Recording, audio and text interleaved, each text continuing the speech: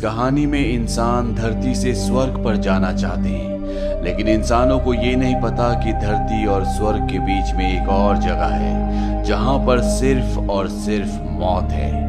Bollywood silver screen presenting Jack the Giant Slayer. इस कहानी की शुरुआत में एक बच्चे को दिखाया जाता है जिसका नाम जैक है। वो एक किसान का बेटा है और उसे कहानियां सुनना बहुत पसंद है, खास तौर पर राजा एरिक की। कुछ लोग कहते हैं कि ये एक लोक कथा है और कुछ लोग कहते हैं कि ये एक सच्ची घटना है। ये कहानी उस वक्त की है जब राजा एरिक इस देश के राजा थे।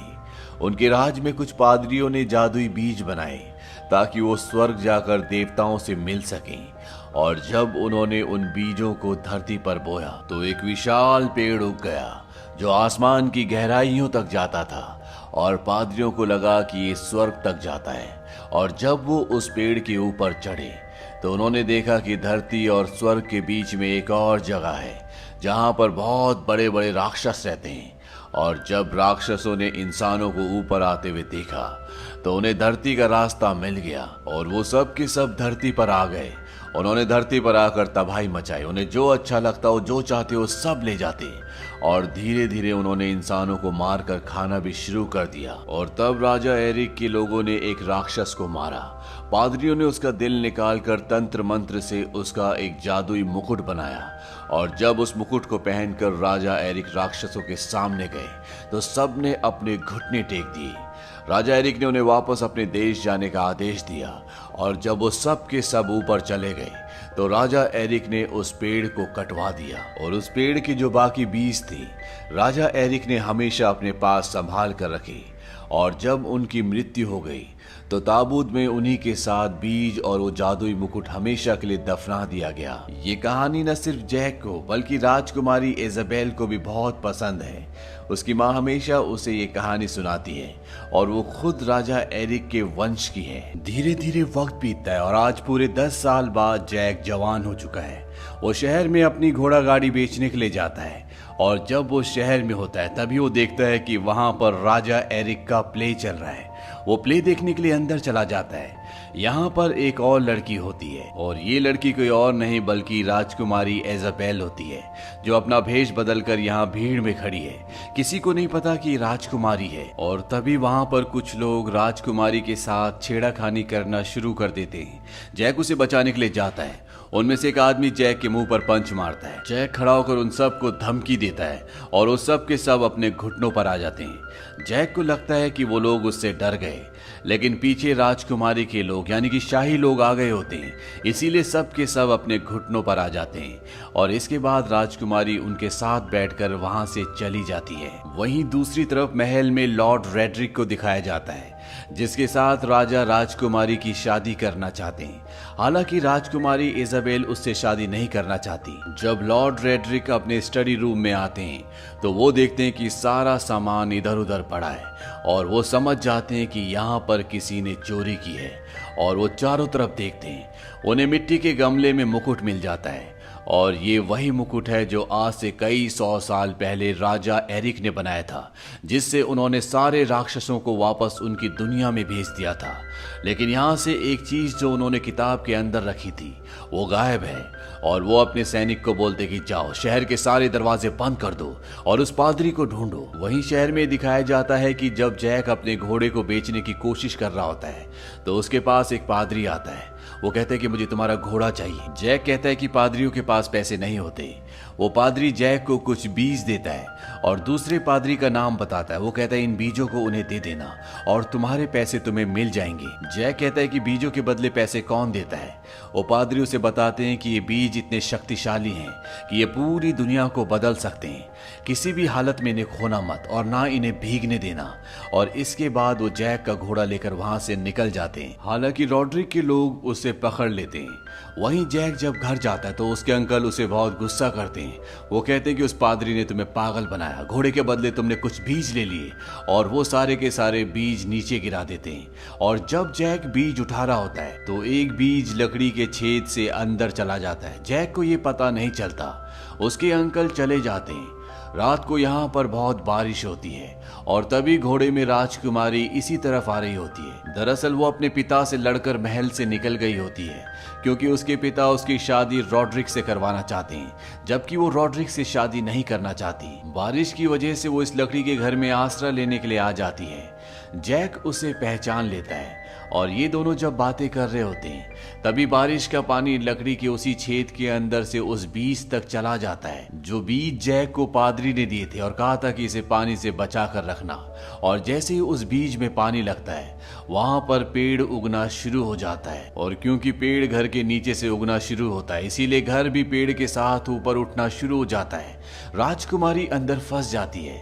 हालांकि जैक उसे बचाने की कोशिश भी करता है, लेकिन राजकुमारी उस घर के साथ पेड़ के साथ ऊपर आसमान की गहराइयों में चली जाती है। अगली सुबह यहाँ पर राजा आते हैं और वो देखते हैं कि यहाँ पर एक ऐसा पेड़ है जो आसमान की गहराइयों में बादलों से भी ऊपर जा रहा है, जिसका कोई अंत नहीं दिख रहा। और जैक उन्हें सारी बात बता देता है। राजा अपना एक दस्ता तैयार करते हैं और कहते हैं कि जाओ मेरी बेटी को बचा कर लाओ। इस दस्ते में रॉड्रिक भी जाता है। वो कहता है कि मैं अपनी मंगेतर को बचाकर उसे साबित करना चाहता हूँ कि मैं उसकी कितनी परवाह करता हूँ। जैक कहता है कि मैं भी जाना चाहता हूँ और जैक को भी इस दस्ते में शामिल कर लिया जाता है। और जब ये सब के सब पेड़ के जरिए ऊपर आसमान की गहराइयों में जा रहे होते हैं तो रॉड्रिक जानबूझकर रस्सी काट देता है, जिसकी वजह से कुछ नाइट्स ऊपर से नीचे गिर जाते हैं जिनकी मृत्यु हो जाती है। और अब ये सब के सब वहां पहुंच जाते हैं जो जगह धरती और स्वर्ग के बीच में जहां पर राक्षस रहते हैं। और वहां पहुंचने के बाद रॉड्रिक जैक से कहता है कि मुझे पता है कि तुम्हारे पास वो जादुई बीज है, वो मुझे वापस दे दो। हालांकि जैक नहीं देना चाहता, लेकिन रॉड्रिक चाकू की नोक पर उससे वो बीज ले लेता है। लेकिन फिर भी जैक एक बीज अपने पास बचा लेता है। इसके बाद ये 3-3 के 2 ग्रुप्स में बढ़ जाते हैं क्योंकि इन्हें पता है कि चारों तरफ जान का खतरा है। और जिस ग्रुप में जैक होता है उनके सामने एक बहुत बड़ा राक्षस आता है और वो जैक के दोनों साथियों को पकड़कर अपने साथ ले जाता है। जैक उसका पीछा कर रहा है क्योंकि उसे किसी भी हालत में राजकुमारी तक पहुंचना है और वो जानता है कि राक्षस जहां पर उसके साथियों को ले जा रहा है राजकुमारी भी वहीं है। वहीं दूसरी तरफ रॉड्रिक और उसके 2 साथियों को दिखाया जाता है।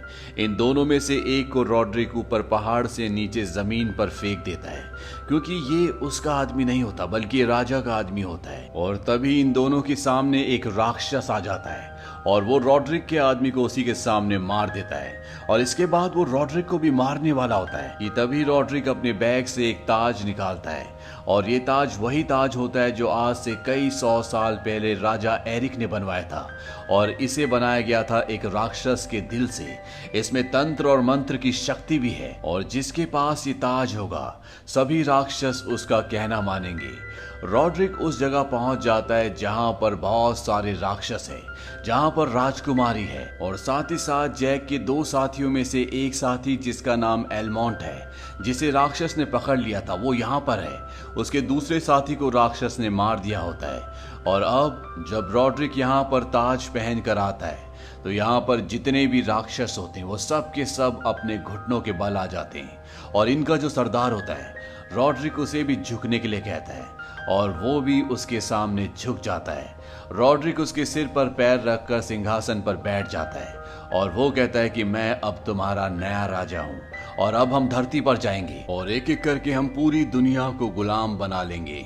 अब राजकुमारी को और उसके साथ जो योद्धा होता है इन दोनों को एक राक्षस अपने किचन में ले जाता है और वो उस योद्धा को जो राजकुमारी के साथ होता है उसे तंदूर में भुनने वाला होता है कि तभी वहां पर जैक आ जाता है और इससे पहले कि वो उसे मार देता जैक ऊपर से उसी का एक बड़ा चाकू लेकर उसके ऊपर कूद जाता है और वो चाकू राक्षस की पीठ पर गड़ जाता है।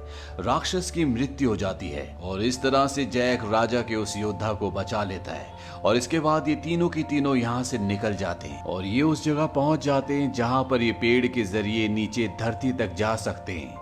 लेकिन यहाँ पर एक बहुत विशाल राक्षस सोया होता है और उसे हटाए बिना ये यहाँ से नहीं जा सकते।